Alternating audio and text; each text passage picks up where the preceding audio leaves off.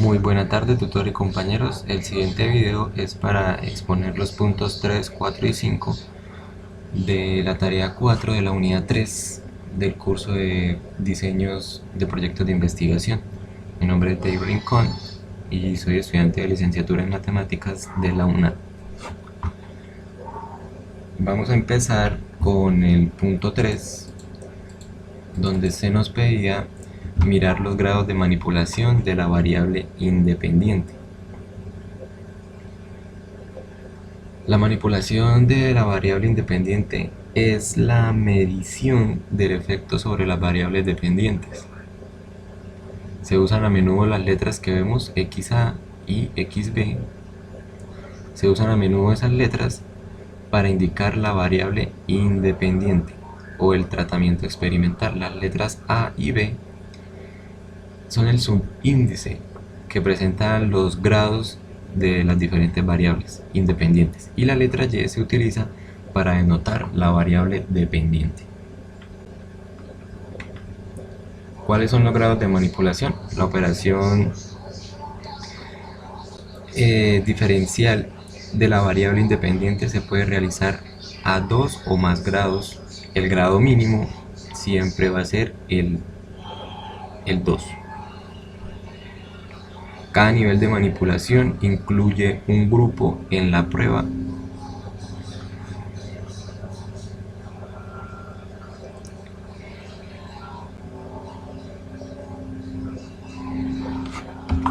En la siguiente pregunta nos piden mirar cómo se define la manera de manipular las variables independientes, y encontramos tres formas de manipular, tres pasos que debemos seguir para manipular una variable. Entonces el primero nos dice que debemos consultar experimentos anteriores para ver si la variable independiente ha sido manipulada antes. En un segundo punto nos dicen que debemos hacer una evaluación de la manipulación. Antes de realizar un experimento, hay una serie de preguntas que debemos hacernos, como por ejemplo, ¿son las manipulaciones experimentales representativas de la variable conceptual que tiene en mente? O si las variables harán que los objetos se comporten de manera diferente, o si hay otras formas de manipular estas variables, o si la forma que hemos seleccionado es la mejor. Debemos analizar estos puntos. Y en el tercer punto nos dice que debemos habilitar el control de la manipulación. Cuando se utiliza un humano, hay varias formas de verificar si la acción realmente funciona. Primero se podría verificar usando cuestionarios sobre el tema que se vaya a tratar, y la segunda forma se podría incluir medidas de manejo del sujeto durante la prueba.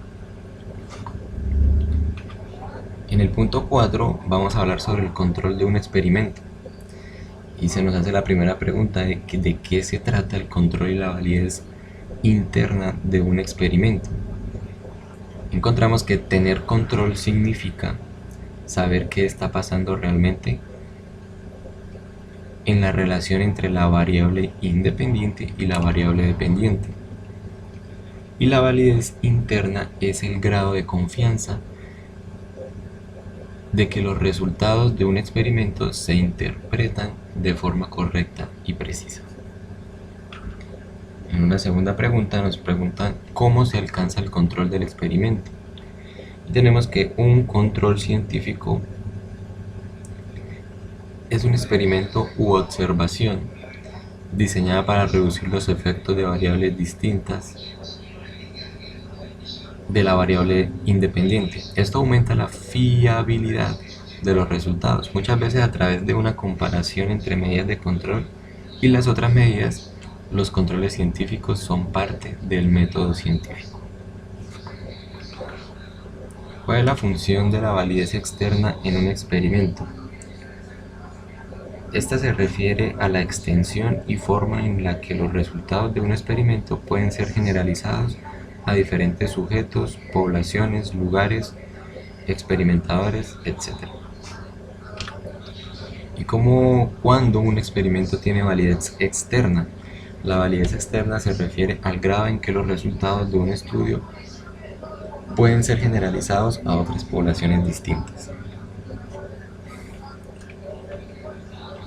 ¿Cómo se logra ese control y esa validez interna? El control de un experimento, si tenemos control en un experimento, ya vamos a tener la validez interna, ya que el control y este control se alcanza mediante 1. Varios grupos de comprobación y 2. Equivalencia de los grupos en todo.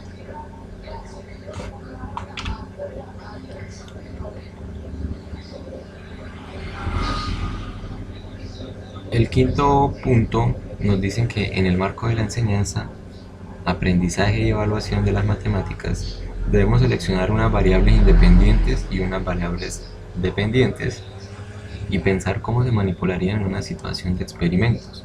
Entonces la variable independiente que seleccioné fue el aprendizaje basado en problemas. La variable dependiente es la enseñanza del aprendizaje en las matemáticas. Para esto hemos seleccionado 4 niveles, 3 experimentales y 1 de control. El primero de experimentación es el aprendizaje basado en tareas. El segundo son las estrategias cognitivas que vamos a utilizar. Y en la experimentación 3, el aprendizaje basado en tareas y estrategias cognitivas. Y uno de control, como lo es el aprendizaje basado en tareas. Estos niveles o modalidades, ¿cómo podrían traducirse en tratamientos experimentales? Ahí vemos que el aprendizaje basado en problemas y las estrategias cognitivas mejoran el rendimiento de la enseñanza de las matemáticas. Y se tendría un nivel de ausencia 0 en la variable independiente. Indica que se trata de un grupo de control, por lo cual hay ausencia de estímulo.